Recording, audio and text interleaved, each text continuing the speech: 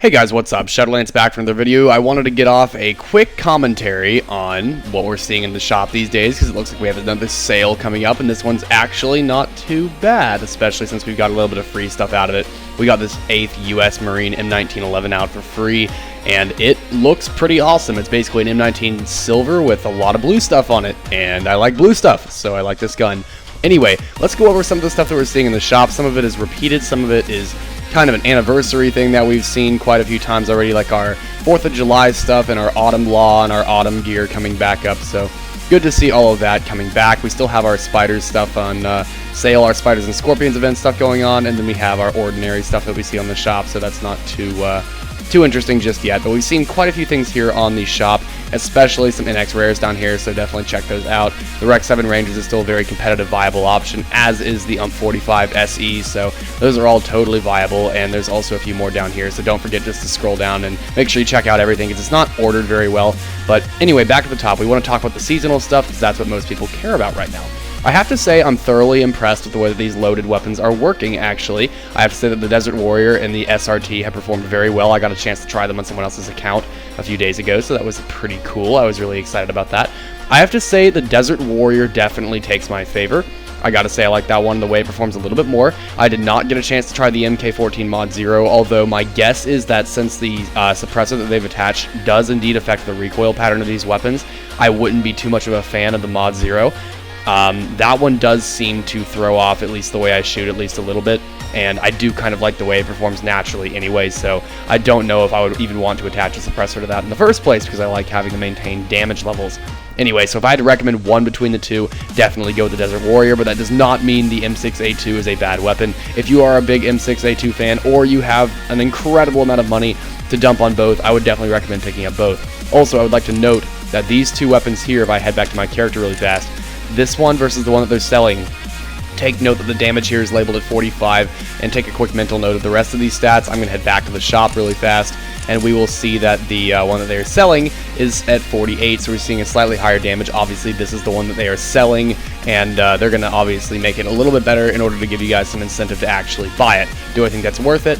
Probably not. Unless you're just a ridiculous M1911 fan, this would be a lovely thing to add to your collection for sure, but the one they give you I feel like is good enough, at least for me anyway. Moving on, we're going to take a look at some of the other stuff we have down here. We have the Autumn Valkyrie returning. This is considered to be one of the best weapons in the game, and that is still true. And if you have not acquired this by this point in time, I would highly recommend you pick that up. It is definitely one of the best weapons you can ever get your hands on. The increase to portability, if you notice, is extremely good whenever you see gameplay of this weapon. It's a lot more portable than pretty much every other Valkyrie except the Phoenix. It's basically a little bit better than the Phoenix even. Not to mention it has the 35 shots per magazine, which is extremely nice. Definitely an amazing weapon to get your hands on. Other than that, we've seen a lot of these weapons before. We've seen the Turkish weapons before. I don't believe I've seen the Christmas FAMAS G2 before. I don't know if that came around last year or not. We're seeing some more Oktoberfest weapons, which is really cool. And we have the Christmas MG42 Steel and the Yuletide Annihilator. I don't really know what the difference between these is supposed to be. I believe the Yuletide Annihilator is an MG34 model, whereas this is an MG42 model. So you're going to be seeing a little bit of a damage discrepancy between the two of them.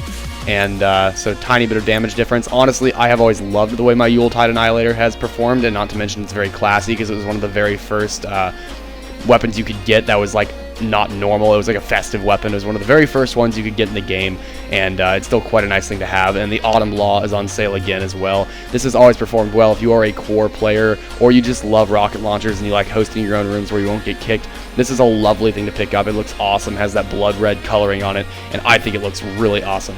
As far as that, we also still have our Recon Vests. If you're interested in picking up one of these, this one is in a set here, but they both have the exact same stats, so just for the sake of it being in the set, you're probably better off buying the Winter Recon Vest unless you are just so patriotic and you want to pick this up. I would recommend going for the Recon Vest. They are the same like discount here, so you're not going to see too much of a discrepancy there. These packages down here, the Uncle Sam package is relatively pointless nowadays, now that we have so many other weapons out and available, and the number one thing you want to get out of this is the Second Amendment, obviously. The other gear down here is not as good as it used to be comparative to other gear that you can get, and quite frankly, I find that these other loaded weapons up here are going to be better. Not to mention you can just outright buy the Visionary Second Amendment if that's what you really want, and that's the one thing out of the package that's really worth getting. The gear is not very useful, so I would not recommend going for that these days. I may have in years past, but this is going to be one of the first years where I say nope. The People's Choice package, these are just packages that have relatively crap weapons in them. The only one here that I wouldn't even remotely recommend is either this one right here, because you have your Valkyrie weapons. You get the Autumn G36 Valkyrie and the DSR Subsonic Maple Leaf, which are both excellent weapons, so I would recommend this one if you're looking to pick up both of those weapons. If you're new to the game, this is an excellent starter package because you're getting a very top-of-the-line assault rifle, which is useful in pretty much every situation, including long range, because obviously it's the G36E, not to mention it's the best variant available. And then you also have the DSR Subsonic Maple Leaf, which is slightly better than the original, and it's just in general one of the best snipers in the game, right up there with the Snake DSR as well. Not quite on Andromalius level, obviously, but this is definitely going to get you closer to that than the original DSR. And also, I don't want to say I would personally recommend it, but I know some people are going to be interested in this Autumn Heavy package here. This is going to get you your Machine Gun and your Autumn Law. If you are a core player, this may be the package for you, because these have two weapons that you would probably want to use quite often anyway. Also, by now, if you have not picked up the X-Mate Spiders and the Scorpions, I would still recommend picking this up before the event goes away. I'm not sure how much longer it's supposed to last, however, I've done a review on these very recently, so I would recommend going to check that out and making a decision for yourself whether or not you want to pick one of these up. I would highly recommend it, but if I had to give you guys like a top 3 things to prioritize getting out of the sale, it would be one of these two XM8s, it would be definitely the Autumn Valkyrie right here, and then probably one of these weapons here if you had to prioritize getting 3 weapons, and that's in no particular order, but that's at least where I would put my money. If you have really a lot of leftover money and you don't have a specialty kind of festive sniper, both of these are totally fine snipers, the Oktoberfest Gile and your Turkish L96A1. Personally, I like the color scheme and also the quick scoping like usefulness of the L96A1 series, so I would likely go with this. However, that does not obviously make this a worse weapon just because I'm saying that. They're both excellent choices. Anyway, let's move into some gameplay and the rest of the commentary that I have planned for you guys. See you guys in just a second. So stepping away from the sale, I just want to talk to you guys a little bit about quickly what's going on in my life just really shortly, and then I also want to give you guys some recommendations for other games coming up that you may or may not have noticed. I know some of you guys are starting to try to play other games as well, and that Combat Arms is no longer life, but it is still something fun to do, but you do other things in your meantime, so I wanted to give you guys some additional things you could look at if you guys have been feeling bored recently. So real quick about my life, I've been away for the past couple of weeks. You guys may have noticed I haven't posted a video in about 2 weeks or so. I apologize about that. I was kind of like getting into finals and stuff. I have some midterms here, so summer session is split into 2 terms for me. It's like 1 term is split into 2, and so I was reaching the end of the first one, the end of June, early July, and so I was kind of getting ready for that. But that's over now, and I'm now kind of stepping into the second one, so I'm looking forward to getting into that, and now I have some free time again, so I wanted to get some videos out for you guys. Other than that, I've been playing some other games recently, which I'm actually about to dive right into. First of all, I gotta say, I never have been the kind of person to play iPhone games, to play Android games, to play games on my phone, other than a couple of simple short ones like 10x10 or 2048, or those really popular ones that you can play for like 2 minutes and then you can go back to doing whatever you were doing. That's really the only kind of games I've ever played on my phone. I've never been invested in an RPG or anything. And those online ones, like where you can it's like an online D&D game where you just have to assume you know what's going on and stuff. Those MMO games, I've never been a big fan of those either. However, 2 games have come out recently that I'm sure most of you guys are probably aware of at least one of them. One of them is Pokemon Go. I'm sure most of you are aware that came out yesterday or a day before or whatever, and it has been amazingly popular. It's so popular that the servers are crashing a lot, which has been kind of crappy for some people, but overall it's an amazing game.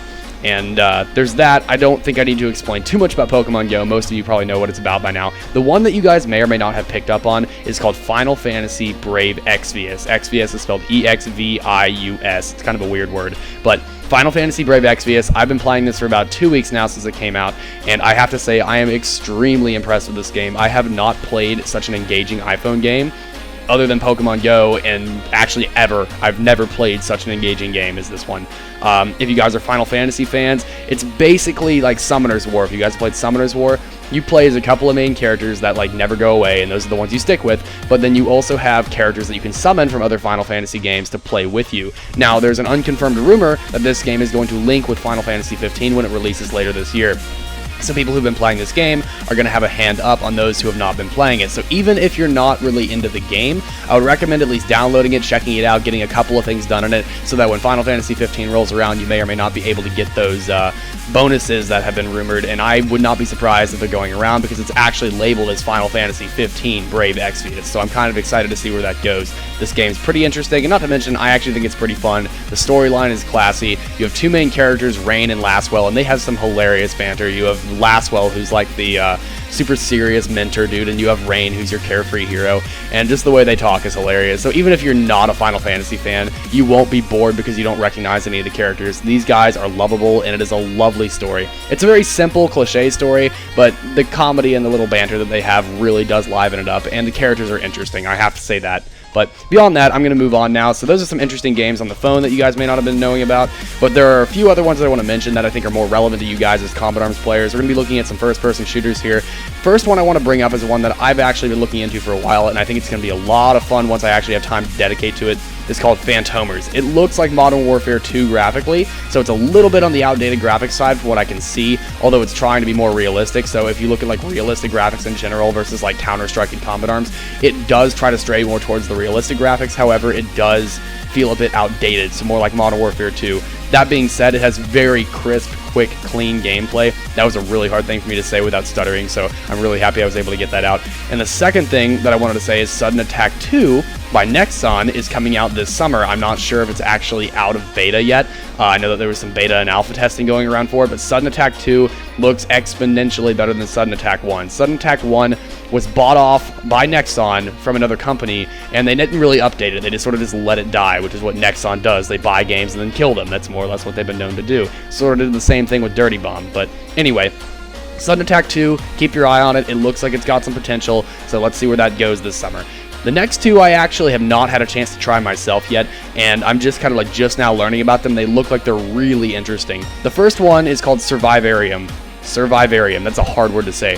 Basically, it's kind of like DayZ and Fallout 4 had a child and called it Survivarium for PC, and this game looks really interesting. I can't tell if it's going to have the problem that DayZ tends to have, where your encounters with zombies and whatever are few and far between, or your characters are mostly going to be worrying about PvP, as opposed to the game like DayZ, all about zombies, didn't really have a lot to do with zombies. It was mostly just dealing with other players, so it looks like it's going to be a very, very good survival game. I'm wondering how it's going to compare to a big-name game like Ark Survival Evolved and those kind of games. But the other game that I wanted to bring up that I've been just now looking into is called Lawbreakers. It is also by Nexon, and so far as I know, it is only being advertised in Korea. And I'm kind of hoping that we start to see some American advertisement for it, that we can start seeing some stuff over here. The last thing I wanted to let you guys know is that there have been some updates to Ghost in the Shell First Assault recently, in the past couple of months, and it's been really, really good recently. I highly suggest you guys, if you have not been able to check that game out yet, go take a look at some of my earlier gameplays, and I would recommend going and taking a look at the game again. It has definitely gotten some step-ups now. We've got some more weapons, we've got some more characters, we've got some more maps. It's starting to be more fleshed out. It's kind of stepping out of the alpha beta stage, where it's like the game's been released, but it's not like complete feeling. And we're starting to step into the realm of, okay, this is really starting to feel like a game now. Glad I'm here for the ride. Let's get going and see what we can do. The only other ones that I wanted to recommend, there were some Steam games that came out recently that I would recommend you guys checking out. They're mostly indie games, and a lot of people don't get a lot of spotlight in the indie game community, especially in the first-person shooter community, because first-person shooters are very difficult to make. So the indie community as a large whole is pretty much, ignored. But these are RPGs, actually, and there's a couple ones here that I would recommend you guys at least check out. The first one is called Helen's Mysterious Castle. This one actually costs money. It's $2 on Steam, so knowing that some of you guys are willing to go and drop $50 on a single gun in Combat Arms, I don't think $2 is too much for you guys. I'm going to go ahead and throw that out there. $2 on Steam. I was surprised. Indie games don't normally draw me in as well. Like, I'd put this almost on the level of Undertale. It's not quite that in-depth, and it's certainly not that long, but it's really interesting, and I've never seen a game that draws people in the way that this one does for such simple mechanics. This game has extremely simple mechanics that you might almost find on like a phone or something, like a phone game where you are intended to play with like one thumb or something. It's extremely simple, but it's oddly charming. I gotta say, I really like the way this game works out. It's just called Helen's Mysterious Castle, and don't be like swayed by the way that the guy advertises. So the main guy that does his advertising and draws his banners, he draws it like it's an anime game. It's absolutely not. It's just a typical 8-bit game that's a lot of fun to play, like the original Final Fantasies. So that's what I would recommend you guys go check out. And then the other one that I'd like to have you guys look at is called Ruby Grim Eclipse. It's a really weird name. It's not spelled Ruby, it's spelled RWBY. It's based off of a very interesting animation style done by a guy named Monty Ohm, who passed away last year.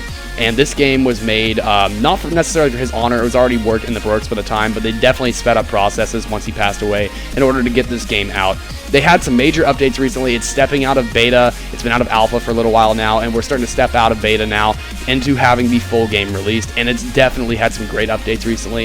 If you guys have not checked this game out before, it's a really nice hack and slash. It's very well put together. It's something you might see on console, but it's well played on PC, so I would recommend you guys going to check that out.